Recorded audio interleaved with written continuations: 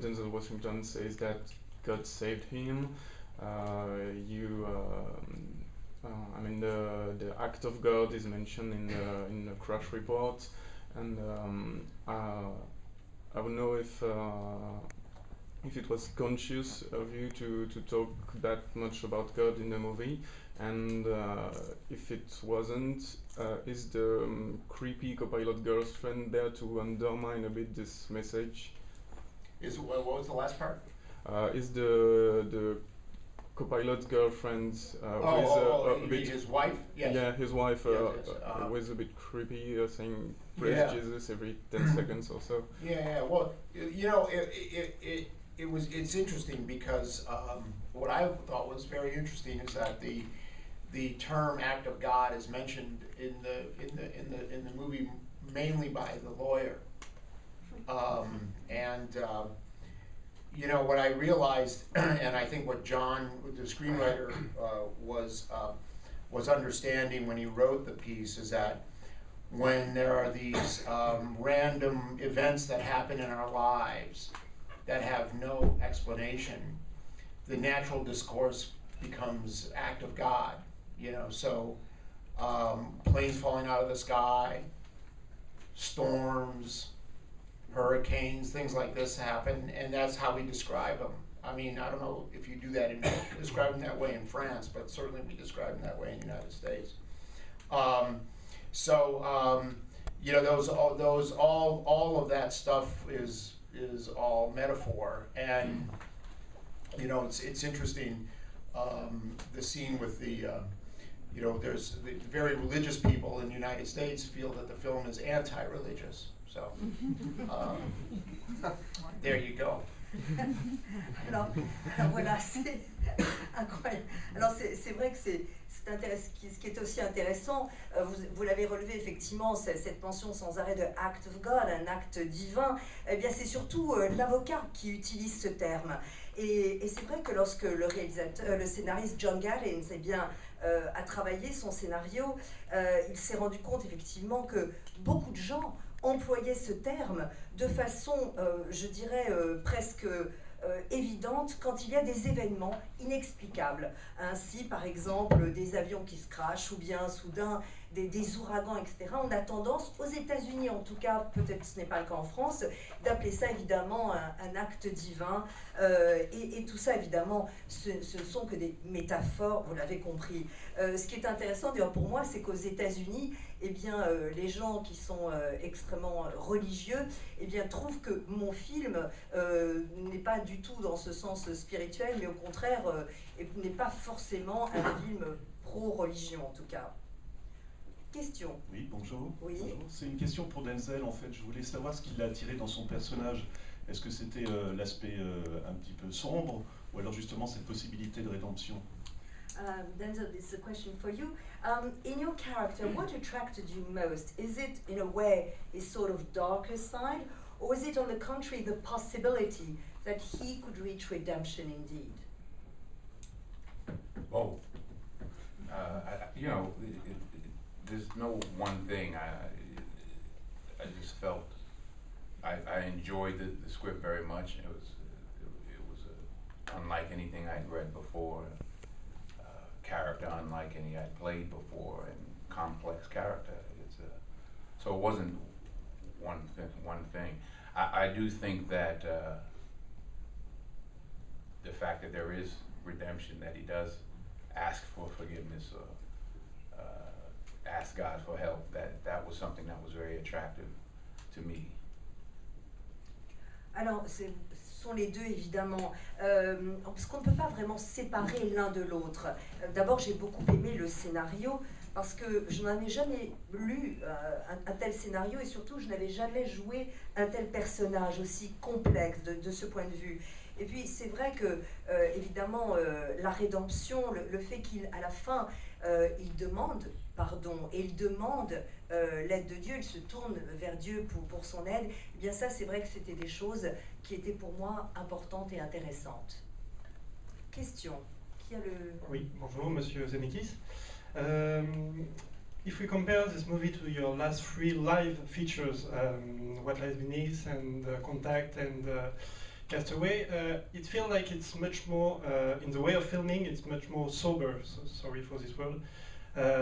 Is it because the story was much more dramatical, or is it because you don't, maybe not have as much fun as before, make incredible shots or special effects?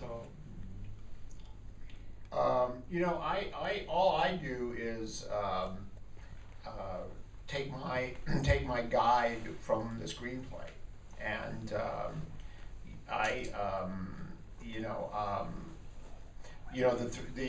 the three films that you mentioned prior to this, they're all different types of films. Certainly this story was rooted in reality. And so I felt that as a director, it was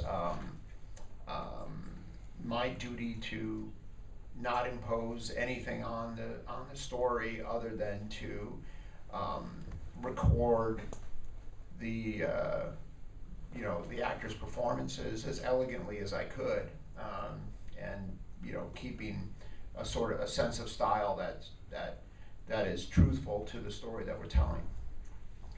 Alors, donc la question évidemment, impression que la mise en scène ici de Robert Zemeckis est plus sobre en quelque sorte par rapport à ses trois derniers films live, Contact, Seul au monde et puis Apparence. Et ce que répond Bob, c'est que voilà, ce qu'il fait en réalité lorsqu'il met en scène, eh bien c'est qu'il se laisse guider par le scénario. Et les trois films que vous mentionniez, eh bien, étaient des films très différents. Ici, il s'agit d'une histoire qui est vraiment fondée dans une réalité très forte. Donc mon devoir, si je puis dire, en tant que réalisateur, eh bien, c'est de filmer le jeu des acteurs de façon aussi élégante que possible et de donner, c'est vrai, un certain style visuel qui me semblait, pour cette histoire, nécessaire. Question, oui. I have a question for Mr. Washington. They say women find men in costumes very sexy. Did you notice any change when you were the pilot's outfit? How women reacted towards you? No. I wasn't. I'm too busy doing what I'm doing. I'm not looking around seeing who's looking at me. Alors voilà, question, est-ce que porter l'uniforme, il s'est soudain senti... Maybe that's a question for Kelly. Actually, I never saw you in a uniform. Oh, you never saw me. It was the swagger in the uniform, wasn't it? Alors, en fait donc, est-ce que l'uniforme, n'est-ce pas, comme on dit souvent, eh bien, rend les hommes plus sexy aux yeux des femmes? Alors évidemment, Denzel a dit, non, il était bien trop occupé à interpréter son rôle pour même regarder si des femmes le regardaient différemment. Il dit, peut-être c'est une question qu'on devrait poser à Kelly, et qui dit, mais je ne l'ai jamais vu en uniforme. Actually, I mean, Kelly, what was your take on Denzel's character? Because you never saw him through as a pilot. It's a difficult question. I mean, when I saw the film for the first time, I actually got to see Denzel's performance and the whole film. I saw Robert's film for the first time, and I'm only in a very small amount of this movie, and it's very specific scenes have nothing to do with the plane crash or the at the end with the trial. So I got to see it like the audience get to see it for the first time, and my scenes with Denzel felt very. I got to see the vulnerable side of that character. So I felt very. That was my playground, was the emotional side of it. I felt I didn't get to see the other the cover up, the lies, and the pilot. I thought it was very impressive. Alors voilà, c'est vrai que la première fois, oui, Kelly tout à l'heure avait dit d'ailleurs qu'elle n'était pas charmée forcément par l'uniforme qu'elle n'a pas vu, mais par son allure et comme ça, la façon dont il marchait. Donc quand elle a vu le film pour la première fois, elle l'a vu comme vous. Elle a découvert le travail et le jeu de Denzel comme vous, puisqu'elle n'appartenait pas, enfin elle n'était pas dans la scène du crash évidemment. Donc ce qu'elle a vu lorsqu'elle tournait avec Denzel, c'était surtout le côté vulnérable du personnage. C'est-à-dire qu'elle n'a jamais vu le pilote d'avion, ou bien elle n'a jamais vu le menteur. Elle a surtout vu l'homme et sa vulnérabilité, et c'est ça évidemment qui rendait leur scène intéressante pour elle. Autre question. Oui. If researchers would find out that coke is actually good, works well for pilots, because they are less nervous and braver, should we allow it then? It was a question where I was thinking of when I saw the movies. This is a question for who? For you. All right. What is the exact question? So the question, if I understood it right, is, I mean, coke seems to help when you're a pilot. Is that the general idea? Well, I don't know. I wouldn't recommend it. I don't think I would. But it's my understanding that Whip's character uses coke so he can drink more. Stabilizes. Yeah, it keeps him awake so he can continue to drink. Alors là, personnellement, vous l'avez compris, je ne le recommande pas. En fait, la façon dont je vois Whip, en fait, c'est qu'il prend de la coke surtout pour rester éveillé et pour continuer de boire. Alors ça le stabilise en quelque sorte, ça l'a éveillé et il continue de boire. Autre question, oui? I have a question for Mr. Denzel Washington. Before the shooting, how did you prepare yourself for the part of Whip Whittaker? And during the shooting, how did you work with Robert Zemeckis? What kind of director he is? Well, I mean, preparation. We don't have enough time to. There's no one thing that I did. I mean,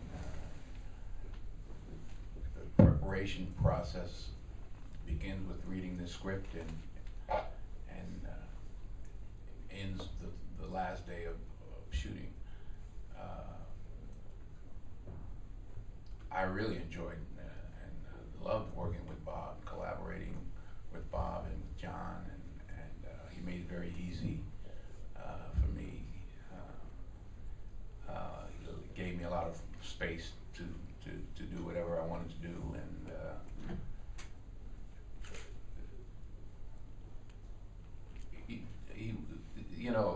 I've worked with. It was just a really excellent experience together, and I would do it again at the drop of a hat. You call me, I'll be there. You heard it, Bob, right? You heard it. We all heard it. Alors voilà, préparation, évidemment, comment Denzel s'est-il préparé à ce personnage? Et Denzel répond, évidemment, il n'y a pas une seule chose, c'est un processus complexe qui en fait commence à la lecture du scénario et s'achève réellement le dernier jour du tournage. J'ai vraiment adoré collaborer avec Bob et John parce que d'une façon très simple, il m'a permis de créer mon espace pendant ce tournage et de jouer avec mon personnage. Donc bien sûr, j'ai travaillé avec beaucoup d'autres réalisateurs, mais je dois dire que travailler avec Bob, c'était une expérience vraiment assez formidable et je suis prêt à recommencer demain s'il m'appelle. Voilà. Autre question? Oui, bonjour, c'est une question pour Denzel Washington. Je voudrais savoir, c'est un film qui va, notamment au début, qui va loin, le pilote va loin dans l'excès. Je veux savoir quel a été l'élément déclencheur pour vous dire, bon, il faut arrêter tout ça, il faut, il faut arrêter cette spirale infernale, en fait. L'élément déclencheur qui vous a fait retrouver le droit chemin, on va dire. Dans le film. Dans le film, pardon. Voilà. Well, in the movie, obviously, you're getting more and more out of control, so to speak. What is the turning point that suddenly made you, flip and say, enough, I have to stop? Well, as stated in the script, he'd run out of lies. I think looking at that photograph that Bob made bigger than life, looking at that young woman, looking back at me from the grave, I think he was trying very hard to lie even then. But it was like his world was falling apart. The pressure was on him, and he just couldn't. He just couldn't lie.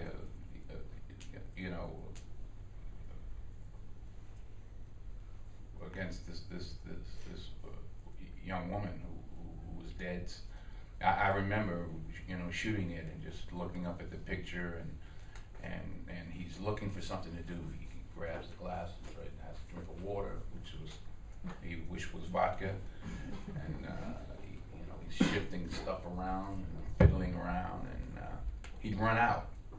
His life had run its course, and you know, surprisingly, interestingly enough, quite a few people said to me, "Oh, you should have lied. You should have told a lie so you'd be free." But I wouldn't have done that movie.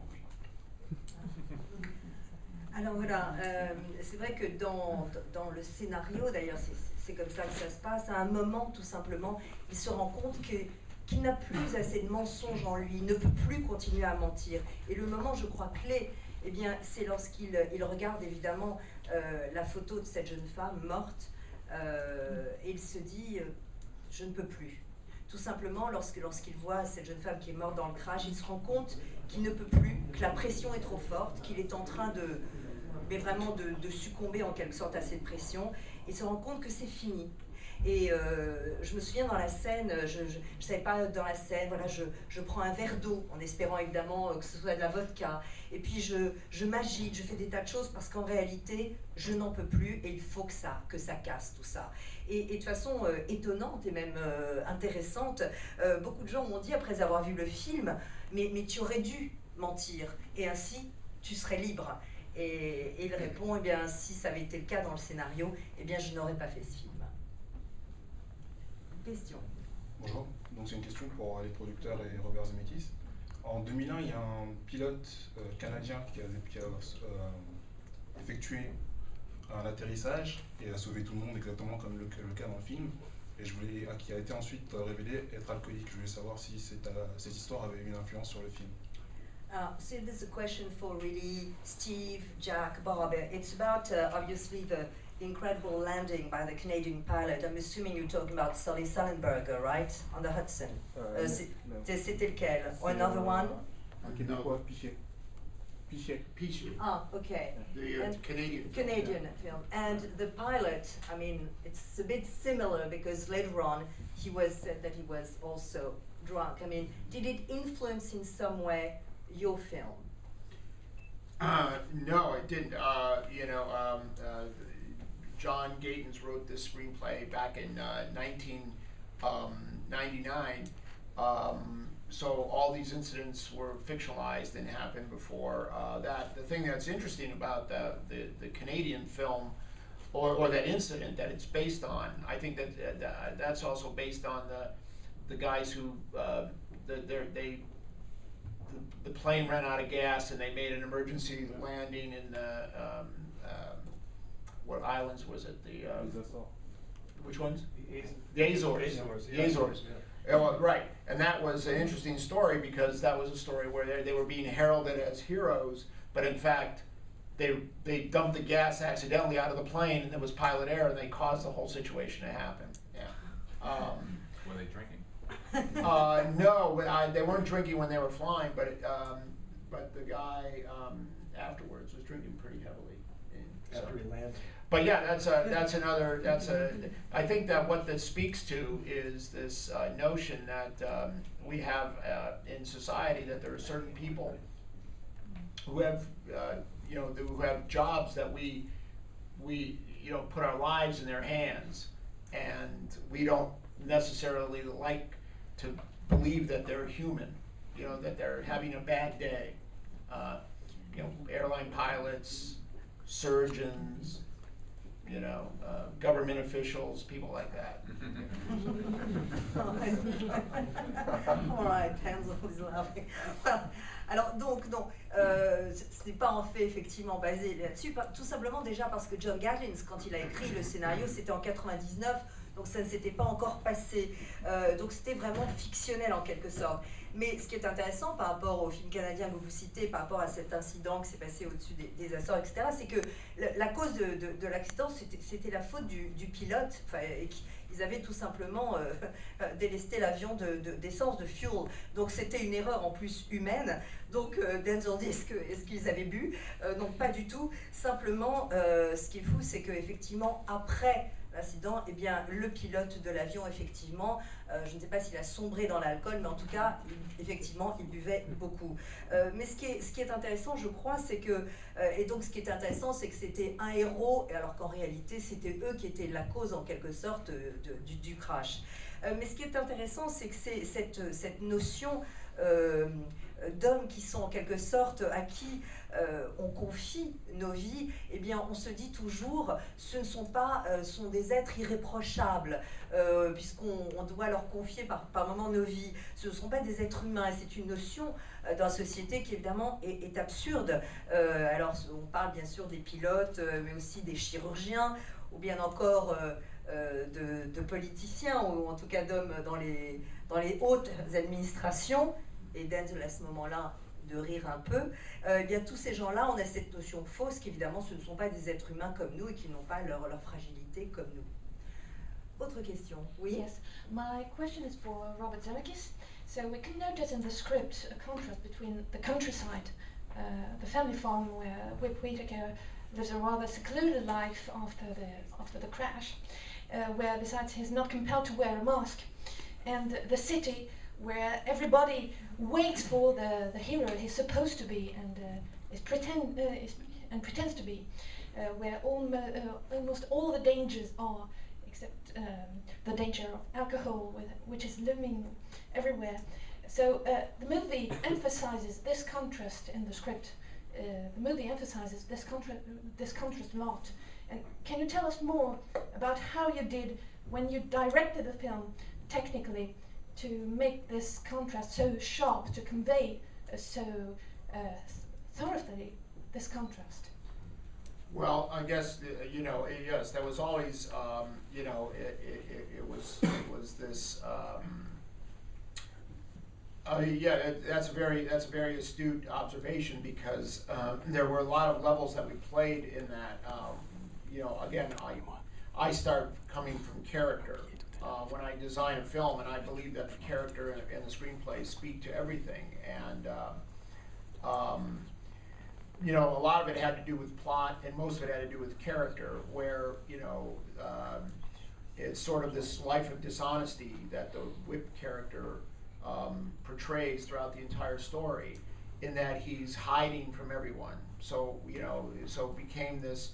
So putting together this sort of farm where he goes to hide did a lot of things that were important for the character. One is we got to understand his past just by seeing this place.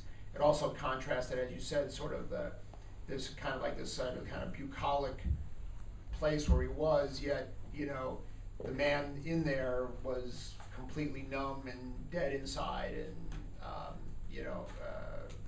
very uncomfortable in his own skin. But from a design standpoint, that was one of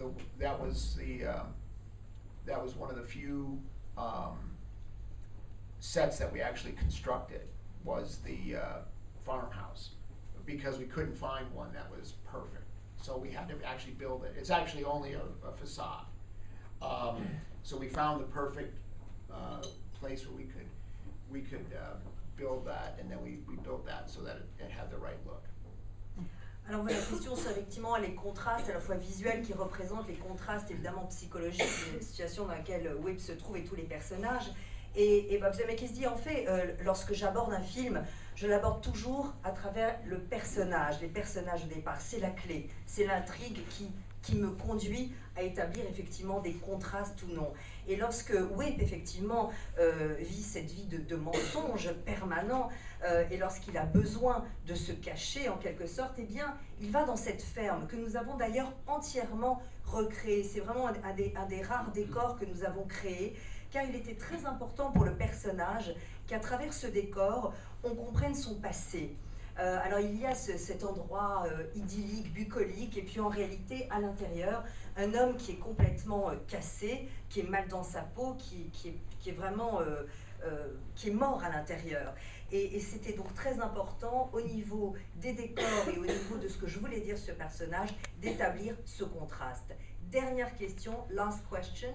Une double question en fait pour Denzel Washington. Comment s'est passé le vol pour venir à Paris? Est-ce qu'il a une appréhension quand il prend l'avion? Et puis est-ce qu'il a vu Django Unchained de Quentin Tarantino? Et qu'est-ce qu'il a pensé de la polémique autour de l'usage du mot nigger dénoncé par Spike Lee? All right. So, twofold question for you, Denzel. Was your flight to Paris a nice one? And have you been, since you've done the film, like a bit reluctant to fly? Great flight from LA to Paris and never been reluctant to fly. Voilà, alors un vol super, Los Angeles-Paris, jamais un problème pour monter dans un avion. Last question, which is, we're talking about Django Unchained. Have you seen the movie? Do you know about the sort of polemic about the use of the word nigger? What do you think of it? If you are one, I guess you are one. No, I haven't seen the movie. Voilà, donc, voilà, il n'a pas vu le film, donc impossible de répondre. Et nigger, alors c'est le terme, voilà. En tout cas, I'd like you really thank you so much for bringing this flight to Paris safely, and thank you again. Really.